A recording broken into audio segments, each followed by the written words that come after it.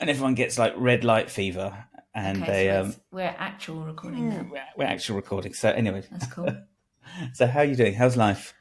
Life is good. I'm going to be flying out to the Caribbean tomorrow Cool. to do a blues festival, That's and cool. I'm very excited about that. That's with Which an artist called Joe Harmon. okay, Yeah. so that must be cool. Yeah, I'm teaching at a school tomorrow, which it's not quite the same thing, but You're not on Easter the break? varied. No, there's I think we've got one more week left, which Oh, okay. I thought was early because usually Easter's like the middle of April, but it's Sunday, so Yeah, yeah. No, we're it's off. weird. We're off this week and next week, and then we're back after that. So And where you teach? Where do you teach? I teach at BIM London. And how is BIM London? I really enjoy it. Okay. This is my fourth year now, Mm-hmm. and yeah, I really enjoy working there. I just get to kind of teach about or talk about what I'm passionate about all day. So And how do you? What specifically do you teach? Is it keys? yeah, so I'm a keyboard specialist. So I teach a lot of the keyboard skills classes, but also I teach theory and composition mixed in with logic skills as well. That's the Okay. majority of what I do, as well as a bit of songwriting as well. But that's kind of linked more with the theory and keys side of Okay. things as well. Did you attend music college? I did. I went to London College of Music, which is part of University of West London, and that's in Ealing. And I did jazz piano with music technology as well. Okay. All right. How do you think? Because I've heard a lot of stories, we'll say stories, about modern music education. Some positive, a lot negative. So I just want to know what's your take on the kind of modern music colleges and the courses that they teach, and do they fully prepare students for the world when they leave the doors when they graduate? It's an interesting one because I sort of I hear both sides. You know, as a a teacher who's very passionate about what they do, I generally see it more in a positive light, but there's always those frustrations about, you know, how the students are kind of handling the content. Are they getting the most out of it? Are they being challenged enough? You know, there's always that because the skill set varies so much. They've all come from different backgrounds, so you have to kind of consider that as well. I think with any kind of music degree, whatever you decide to do, I suppose what you've got to think about, or what you discover when you're there, is that it doesn't necessarily align with your desires. You know, Yeah. for what you're going to do, perhaps when you leave. Certainly for me, when I was at university, I'd come from very much a funk and soul background. And I entered into what was a very, very old school jazz kind of mentality Okay. when I was at college.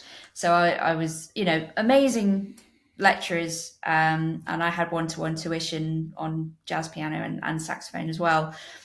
But they were just very much, here's what you got to do. You've got to learn all these standards, and then you'll be good.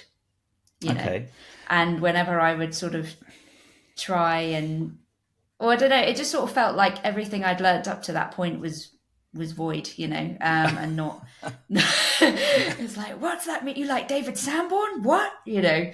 And I Yeah. felt like I'd done everything wrong, and it Okay. was almost like I had to start again. And that really knocked my confidence, actually, because up until that point, I'd sort of been, you know, surrounded by, I had an amazing musical education and experience up until that point, because I did the county jazz orchestras. I got to play at the Royal Albert Hall a couple of times. I had an amazing school, we did shows in professional theatres and stuff like that. So it just felt to have that kind of thing of, no, you've got to learn all of these exercises and do all this, and this is without the sort of, I understand what you've already done, here's another approach, so that really knocked me a little bit. And then I had another teacher come in when in my third year, and I went in and I played My Funny Valentine, and I just played this voicing, and he was like, "Oh, that's a real soul voicing." And I said, "Oh yeah, I know it's wrong, isn't it?" He's like, "No," he said, "that's just, it's just a bit more soulful." And it was like, "Oh," I came out of that lesson, and I just came out of that lesson thinking I could play the piano finally, and it was just having that different approach, having that more open-minded approach. And in fairness, I got a lovely message from my previous teacher. He said, "Emily, I know you're really talented, but I'm just struggling to, get it out of you." It was just obviously the way that it was basically, he had a set of rules, or like that you do this thing first, then you do this, then you do this. And it just didn't gel with you. With me. No, not at all. No. Yeah. And I just, and I would learn these songs, and these things just didn't really resonate with me until, this teacher, it was Pete Sabaton, he came along and he recognized what all the problems were with my playing technically, because I started out on electronic keyboards. So I was very flat-handed, and the technique was really bad. Okay. And, so he recognized that and was like, "Right, we need to turn your technique around." And after that, it was just, my playing just improved immeasurably. So do you think having those two different types of teachers was beneficial? Do you think that maybe you would have just benefited from the one type? Well, I think it's important to get a range of opinions, and because everyone has a different way of doing things. And now that I'm a teacher myself, I recognize the benefit of both of those people. I think it was just a maturity thing. And unfortunately for my sort of more old school teacher, he just didn't, maybe it was just, he didn't know what I was doing. Maybe he didn't understand necessarily what I was going for, or what my influences were. So when my students come in and see me, I say to them, I don't care what you listen to. I don't care where you've come from. All I care about is that you're passionate about music. Yeah, I mean that goes such a long way. Do you find that, I don't know, maybe it's different for you because you teach at a music college. Do you find that people are listening to less and less music? No. No? Okay, that's good. I find it, maybe because I primarily teach in primary schools and secondary schools. Right. And I get so many kids that say, and they'll sit down for their first lesson, and I'll say, "Why do you want to learn the guitar, or why do you want to do music?" And they said, "Oh, well, I usually get like and I'll say, "Okay, fair enough. Your mum's put you in for lessons, and she wants you to do this. Okay, that's fine." And I said, "What music do you listen to?" Like, I don't really listen to music. I said, "Okay, I've been there." Okay. I don't know how we go forward from this, but I always kind of see that as a bit of a challenge, because I think if you can get your hooks into somebody with learning an instrument and learning music, I think that's half the battle of learning an instrument is, do you listen to music and do you enjoy it? Completely. Yeah. If you don't, you're struggling. Yeah. I had exactly the same situation when I was working in secondary schools. And, most of the students there were just taking piano to supplement their GCSEs or just, trying to get grades for UCAS points. Yeah. Or something, so when it came to, well, especially the GCSE students, because you wanted to focus on music that they would enjoy playing generally, there were a fair few that I would say, what are you listening to? What do what do you like? And it would be, same response, literally just I don't know.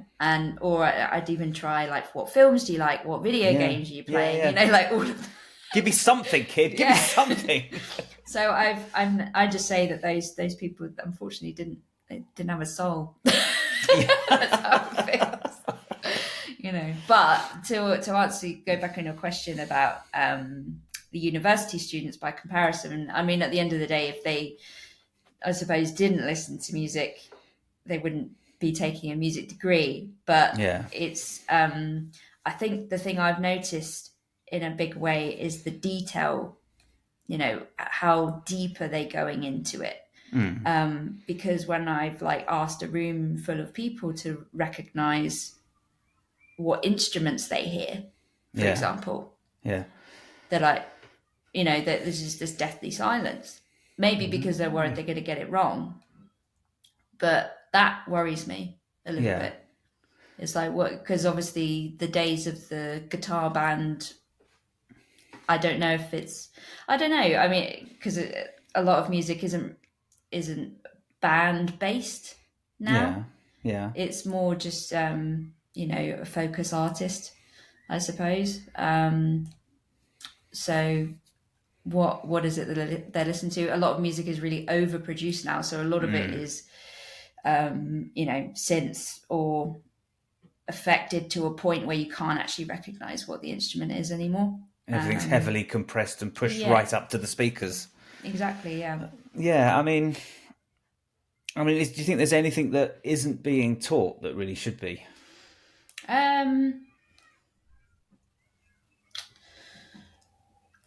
It's an interesting one because, possibly my colleagues might argue with me that it is.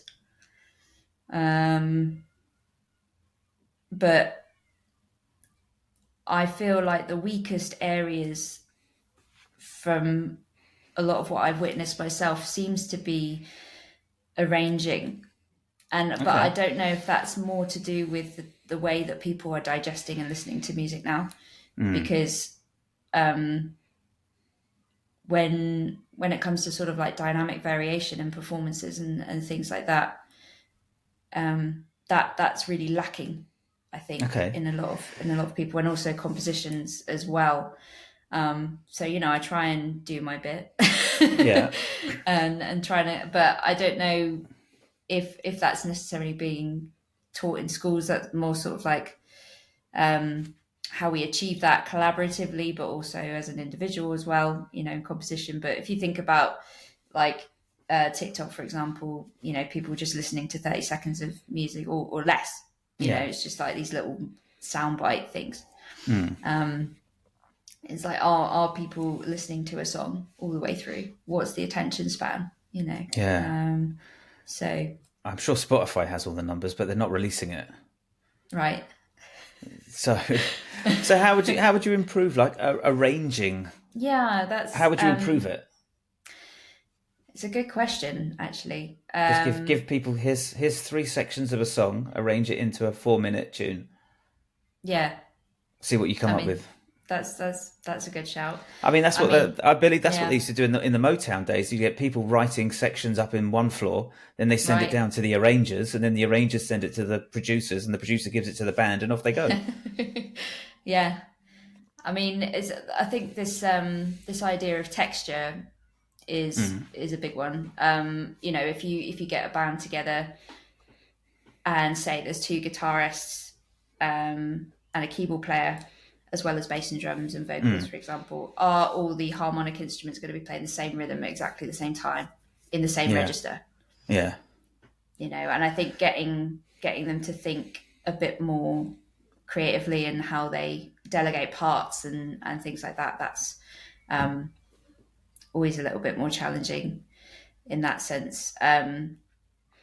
So you generally have to try and guide those people along. I think actually just from my own experience, the thing that a lot of my students need is probably a bit more time and also a little bit more mentoring with their sort of specialist tutor, just so that they can understand how to utilize their instrument effectively. I think from what I've heard, the way that the lectures used to run for like live performances, for example, was that you would always have an instrument specialist tutor in that lesson, but now it's just two sort of multi-instrumentalist tutors, okay, which can still be valuable, of course, but I think I can certainly see the benefit of having more bodies in the room, being able to divide that attention a little bit better. Yeah, I mean, I fucking love playing with keyboard players because it means that I do about 60% less work. Right, sure. But I get to find little tiny pockets that I can sit in. Yeah. So I don't have to play like full chords. I can just play one or two notes. But then on the flip side of that, if there's, for example, there's a keyboard solo, they go, right, okay, I need to just beef up what I play just to try and fill that space. Yeah. And I don't know how much of that is being taught certainly for guitar players in modern music schools. Yeah, I can't say really. Know. I mean, I try, with my own classes, I can only speak from that experience, I certainly try and get the message across. So I'll teach, if I'm doing like a prep lecture, I'll teach a variety of different parts. So we'll listen and I'll be like, right, if you were to add anything to this as well, like what would you do? What texture would you add? Would it be more sustained notes or would it be, more percussive? Like what sound would you choose, So I'm very, very into that because a lot of the keyboard players that I get in have come from more of a classical background or just playing piano. Yeah. So they I think a lot of them enjoy that, trying to or experimenting with different sounds and synthesis. I can't say it. Synthesis. Sorry. Put your teeth in. Try again. Oh dear. There we go. Do you think, are there any trends or any, I don't know, ideas that you think just need to stop? Like you've had enough of seeing it? Maybe from a teaching or a playing perspective or a live perspective or performance? That's a tricky one. Trends that need to stop. That's a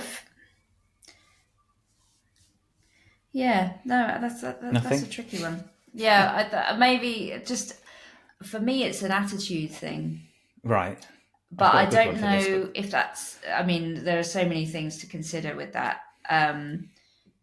I feel like now, possibly because of the pandemic, there's a sort of education as optional attitude. Attendance is probably not as good, and I think that's sector wide. People taking accountability for their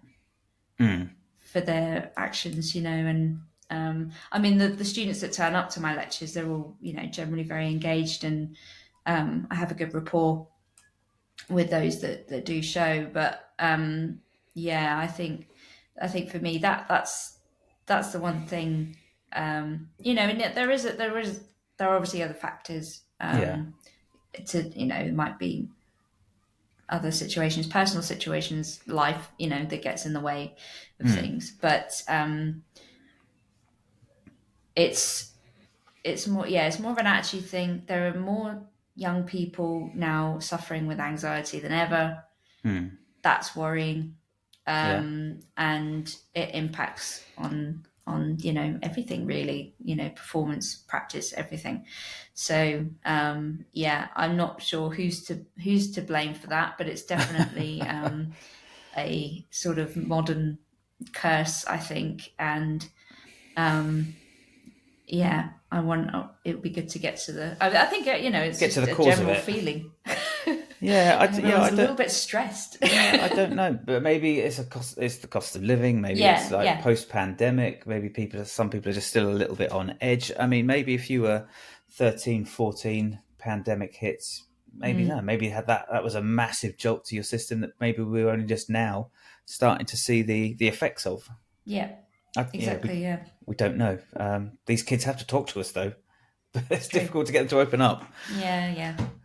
So with all of that, with all of your teaching going on, your touring, your gigging, shows, sessioning, and stuff like that, what does your practicing look like? Well, it's interesting because I actually had an issue with RSI last Okay, summer. right. So I because I've been training at the gym, I thought I was getting stronger and obviously got a little bit lazy Yeah. with the old practice routine. And coincidentally, I started seizing up on stage when I was going for sort of big solos and things like that. So I ended up having regular chiropractor sessions Yeah. and had to rehabilitate. So I've completely sort of had to get back into a zone. But my I'll just backtrack a little bit because I had a turning point with practice when probably about 6-7 years ago, and I downloaded this masterclass series from a sax player called Ben Wendell. Mm-hmm. He's an amazing New York-based musician and someone that I really admire. And it was the first time I'd ever heard anyone say, make practice personal to you. So just going back to, my teacher who was like, right, you must do this and then this and then this. Yeah. That obviously didn't work for me. And then it was just like this light bulb moment. It's like, what? I can play what I want and I can play any, and that might sound daft, but it was, it was just this kind of eye-opening thing. And he also talked about the Pomodoro technique. So putting timers on. So you do 20-minute stints and then you take a break. Yeah. And I found that incredibly effective. So how did your practice change when you'd adapted that technique to making it more personal to you? So, sorry, you heard the doorbell there, but okay. sorry, it's just delivery, I think. But so my practice changed, I suppose, because I would always be learning repertoire. Yeah. That would always be the sort of main bulk of my practice routine, whatever I was learning for a gig. Mm-hmm.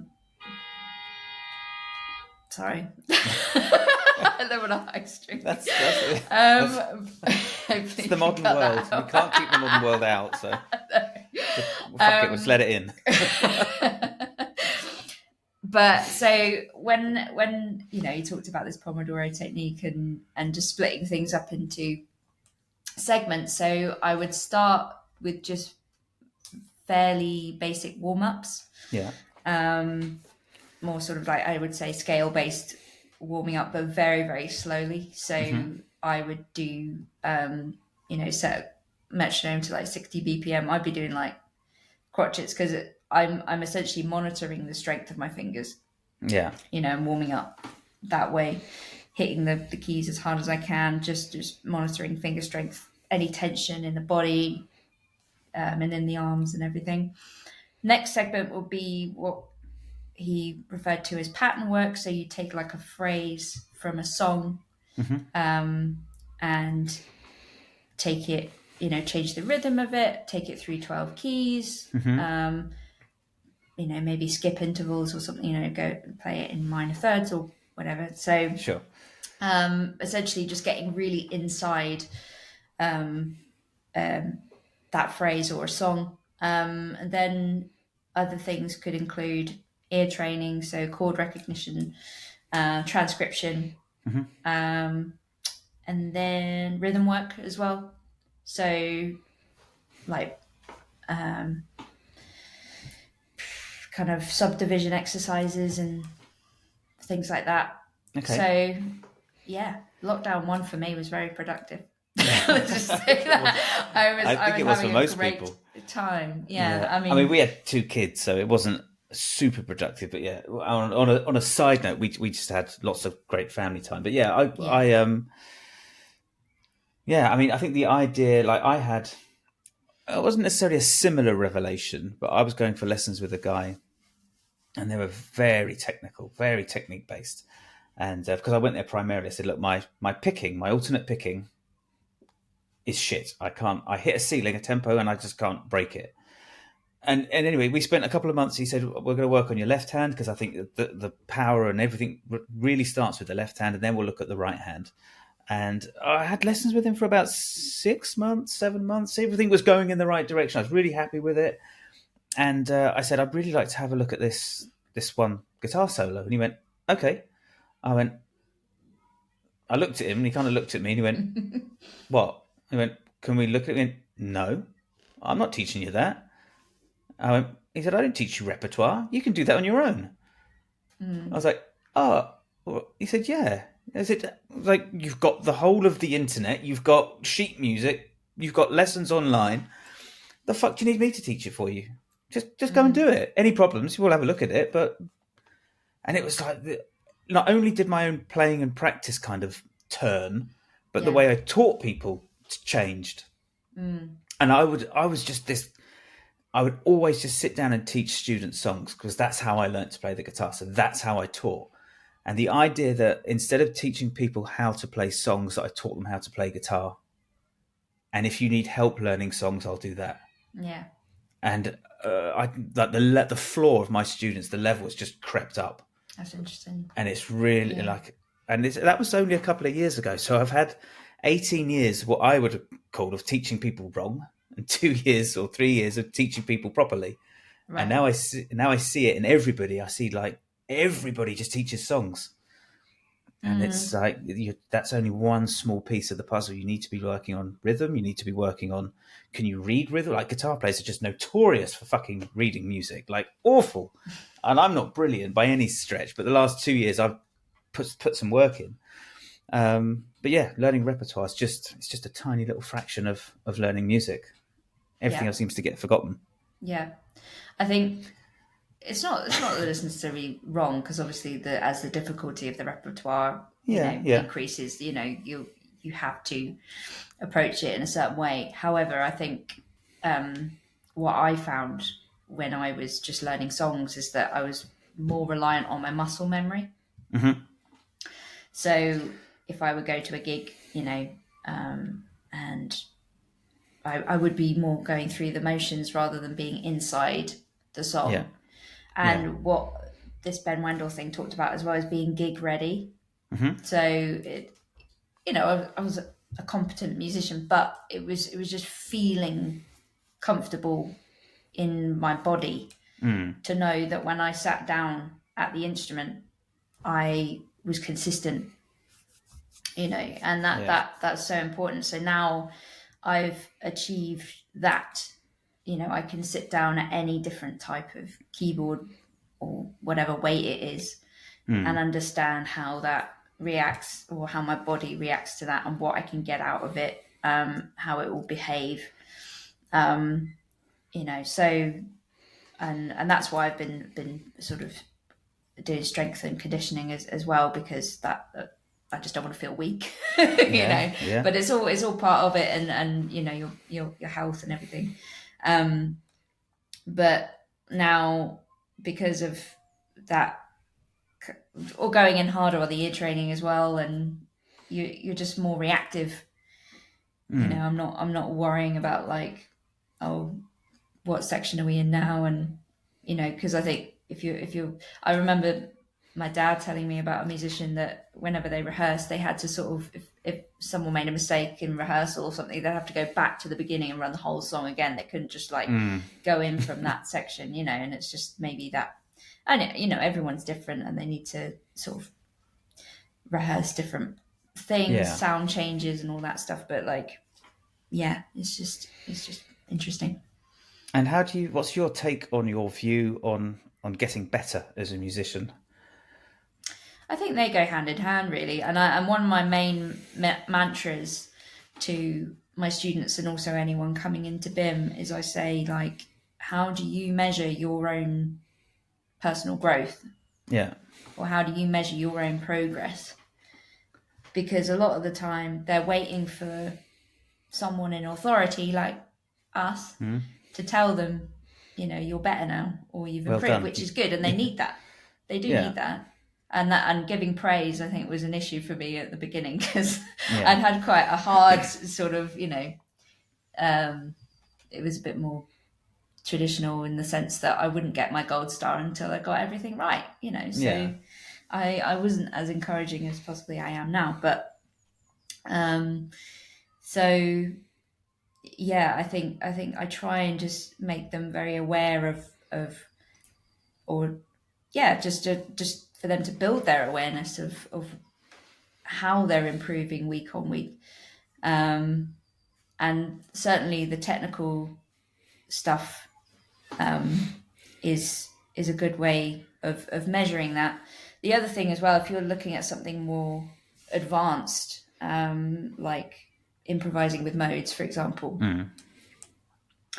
a few of them are like super keen, and they just like try and absorb as much information about everything as possible all in one go.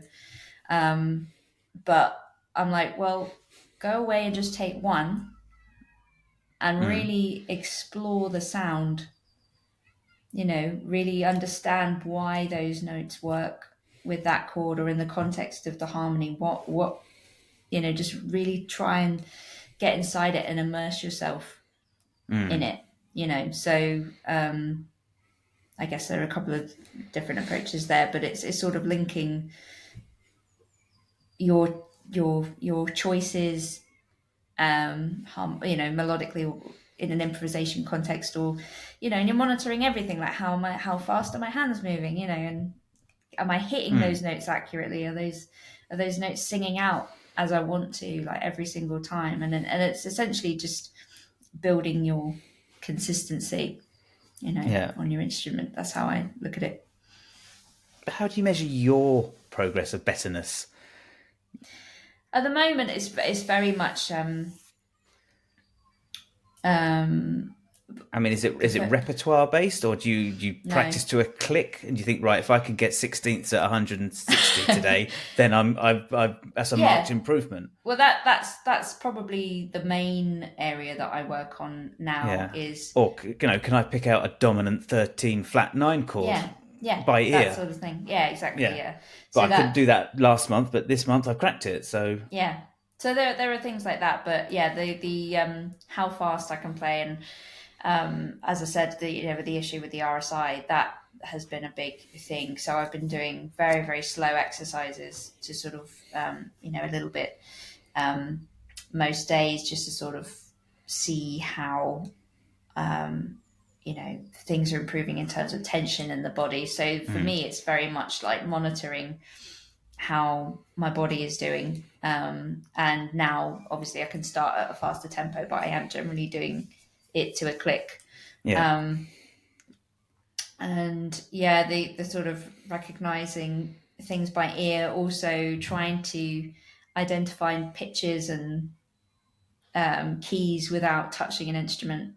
Okay. As well, like yeah. I'll be, I remember annoying my partner when we were on holiday because I hadn't been with my keyboard for some time, and I was just like trying to guess the key of every. A bicycle bell. That's a B flat. It's so nerdy, but I think because I really envy people with perfect pitch. Yeah. So, and also it makes you, for me anyway, it makes me more flexible as a tutor, because I don't have to keep reaching for an instrument to explain something, or I can more confidently hear harmonic movement or chord types, as you say, so it's that sort of thing, and the progression might not be instant, or it might not be week to week. There are different things that's like different those sort of short-term and long-term goals. For me at the moment, it's more about consistency, and I guess I want what I'm noticing, certainly with my own gigs, so with my jazz fusion trio that I have, I'm going for solos, and I'm trying to really push myself and trying to I don't know, just go for things that I just wouldn't necessarily have gone for before, and I think I'm just trying to, I don't know, it's just trying to find a way to go for that confidently and know that my body is going to react in the way that I want it to. Yeah. So I think sort of what I'm working on. I think the idea of, playing on the edge and reaching for stuff if you're not sure if you're going to get is such an important skill to do it when you're practicing and live as well. I think there's a lot of people that will always sort of try and play it a bit safe. I don't know if that's because I don't know if they're worried about it being filmed or captured, put online, put it on YouTube, and then they have to live with that fuck up for forever. But I think going for those things, I think, is really important. I think it's also really important that you're happy and okay with fucking up and making mistakes. Yes, and that took a long time, I think, to accept. Yeah, it's like in the moment, it's gone. You have to move on. You have to get on with the rest of the show. Yeah, and not get too bogged down with it. I see it mostly in my students when they're doing assessments. Yeah, that energy, you can just feel it. Yeah, when they make a mistake, and it's like Emily would have noticed that. Yeah. Oh shit! Oh no! I fucked up again. Oh no! But I do that with my students. As soon as if they make a mistake, I just say, "Look, you've made a mistake. So what? It doesn't matter. The rest of the band and the orchestra aren't waiting for you. You've got to catch back up and just let it go." Exactly, yeah. And I think there's so much emphasis and pressure, particularly on children, that a mistake is the worst thing that you can do in class. Getting it wrong is the worst thing you can do. So I try as best I can to almost celebrate the mistake, because that brings you a step closer to getting it right. Yeah. And you got to be cool with that. Totally, yeah. And I think everybody has to. But it's a difficult skill to learn, because I think it's ingrained in us from such a young age that, you got it wrong. And they usually teachers will use a different colour pen to mark it with a red cross. But they'll give you a green tick. It's like, motherfucker, you're not making our lives any easier. Maybe that's the root cause of children's anxiety. Who knows? Possibly. I don't know. I think, that there's certainly an element of risk-taking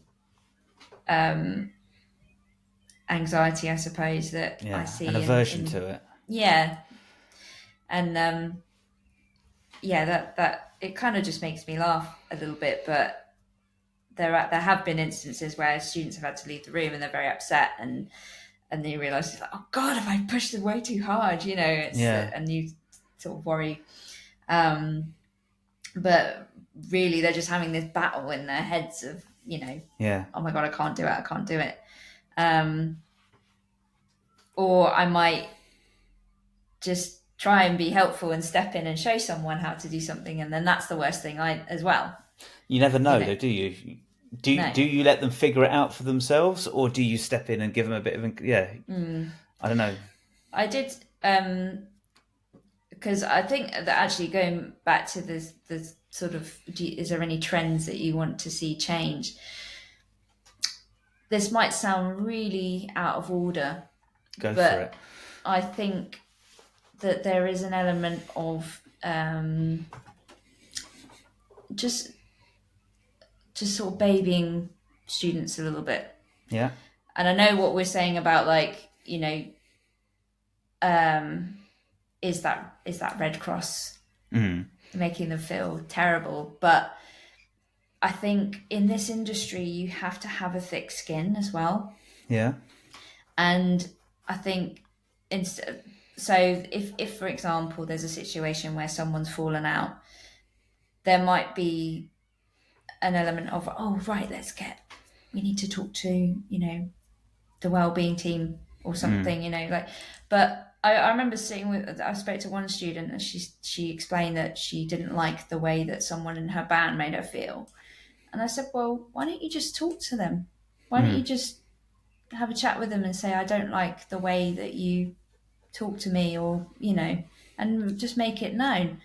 Yeah. And the next time I saw her, that's what happened, and they'd sort of made peace and resolved they were collaborating, on their own. Like grown-ups and adults do. Yeah, or supposed exactly, to do. Yeah. And I think maybe it is this kind of culture of social media where everyone communicates via Messenger or something, and that art of human conversation is lost a little bit. Yeah, But sure. I think as Brits, we can be guilty of just not airing our opinions, because there have been instances in the past where, if a band leader is not happy with someone's playing, or, things that have happened to me in the past, I haven't been hired again, but I have no idea why. I can guess, or I can try and read between the lines. It's like, oh, you've not been hired again and they're not speaking to you anymore. It's like, okay, I obviously did a bad job, but no one told me what I did wrong. Yeah. I just had to guess, Yeah.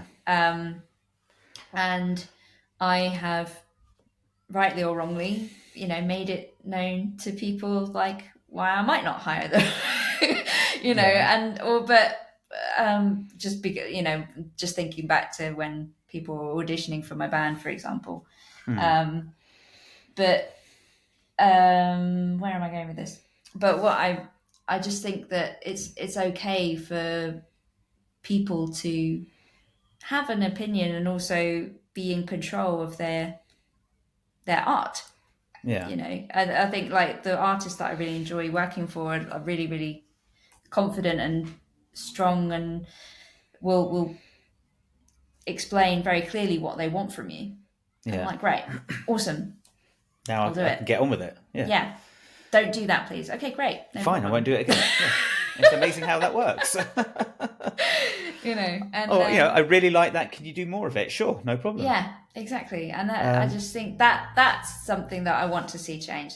Yeah, I want to see people be open to critical feedback, and also be more confident that, well, people need to not be offended, of course, unless it's a genuine, like, you are crap, but it's I think people need to be more open to constructive feedback and not feel like it's going to end their careers. Yeah, try not to take things personally. Yeah, that's the one. Because it's rarely is it ever personal. It's if there's an MD or a band leader and they want it done like X and you're doing it like Y, you should be able to just take it on the chin. Maybe it's something.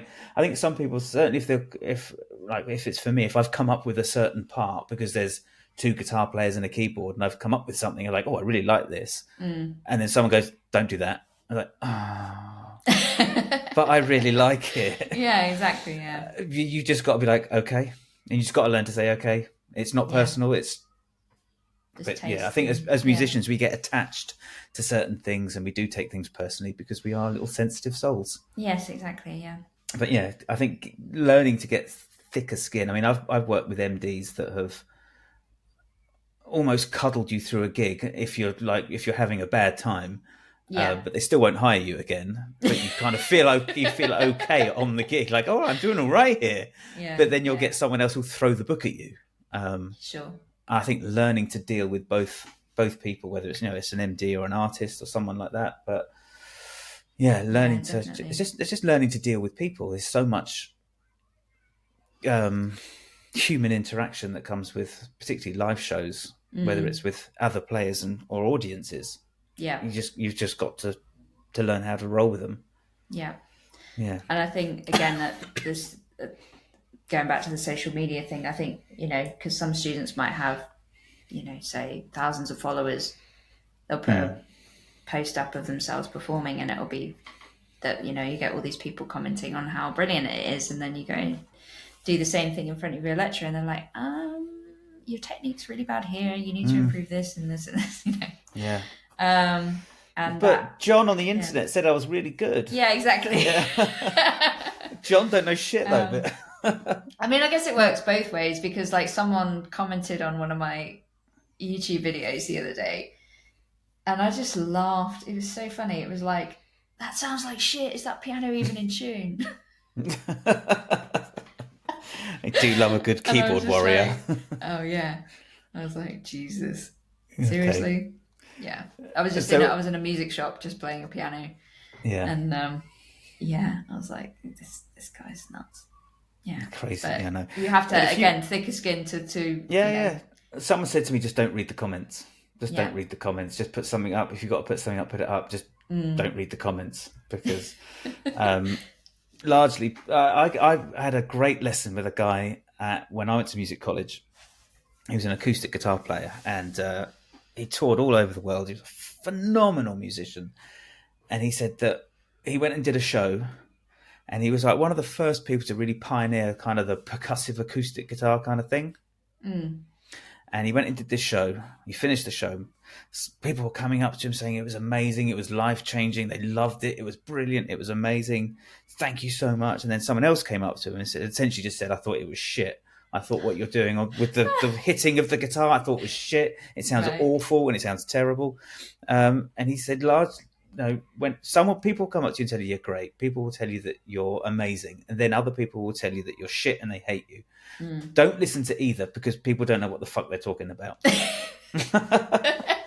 Don't read the comments. Don't listen, because you'll start to believe your own hype, I think. And I think trying to remain a little grounded. Yeah. Absolutely, yeah. I think I had a moment like that when I started working for Jo Harmon, who I'm going out with tomorrow.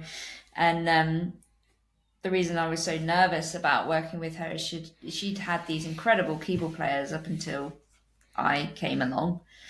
And I was sort of thinking, oh my God, like, how the hell am I going to fill these shoes, you know? And I got really, really nervous about it. But then eventually I realized that, like, one side of the room might not like me, but the other side do like me. Yeah. And then what do I do? So it was just like this thing like, oh, just be yourself.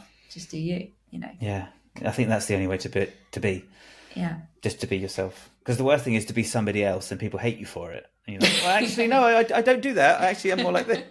You're just such a wannabe, you know, you're like trying to copy someone, you know. And that's, I think that I always struggled with that, you know, when I was younger as well. It's like, oh, transcribe all these solos. It's like, okay, why? You know, it's like, I don't want to learn other people's licks. I want to come up with my own, you know. So I did struggle with that. But then obviously, as I matured and started transcribing, I understood that from a technical point of view, it's actually really useful because it forces you to play in a way that's not comfortable for you. Yeah. You know, so in that sense, you sort of grow in your technique and stuff. It's kind of like, I suppose, learning really difficult repertoire, but kind of orally, I suppose. Yeah. But yeah, so that was interesting, and I didn't really like the idea of just, I don't know, taking other people's material and putting it into your own work. Yeah. No, I kind of get that. I mean, I think there are people out there that will transcribe something and replay it note for note and try and get it perfectly. I was always more of a, what's the feel and the vibe that they're going for? Yeah. And if there's anything that really needs to be played, then I'll play it. But I was always more of a, I'll do 80% of it if you're lucky, and the rest of it's going to be me. And so, if you had to learn music all over again, is there anything you'd do differently? Yeah, I think just from a mindset point of view, I wish I could go back and just sort of tell myself not to worry so much and not worry so much about what people think about you and your playing. I wish I'd listened to my dad when he said, I think you should get jazz piano lessons and not wait for a few more years when these guys from Trinity were like, you need jazz piano lessons. And I was like, okay. So I, as much as I adore my teachers that I had when I was young, unfortunately, I don't think they knew how to push me in the right way.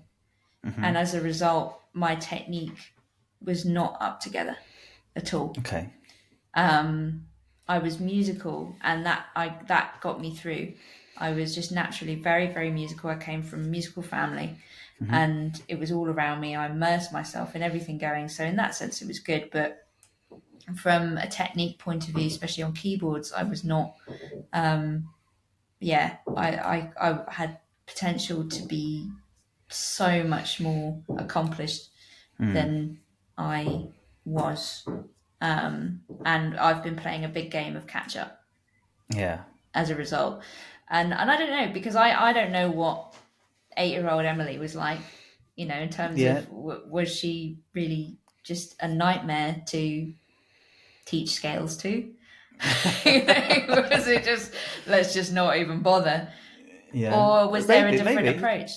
Did you think you realised that at the time, that these teachers weren't doing right by you, or not? Let's not say right by you, but they weren't pushing you in the right direction, or is To that? be honest, I didn't know any different. No. I didn't know any different. So it was more that that's what you did. And I think as children love structure. Yeah. They I don't love. know. I can't really attest to that, having two of them. What I They mean love, is that they love sitting down. They love that goal thing. Yeah. It's that achievement. That gold star, that medal.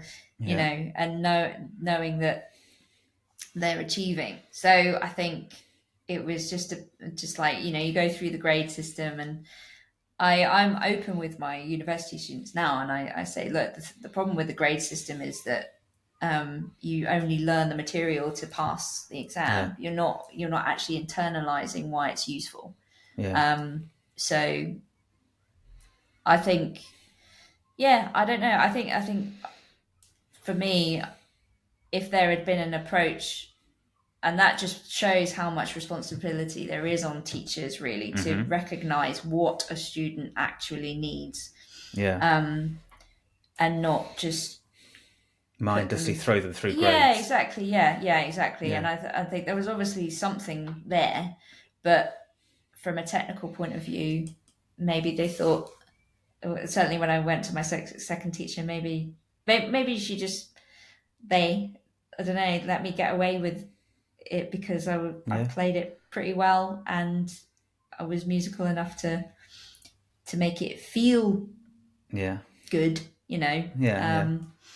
and certainly from a performance aspect, that was something I enjoyed.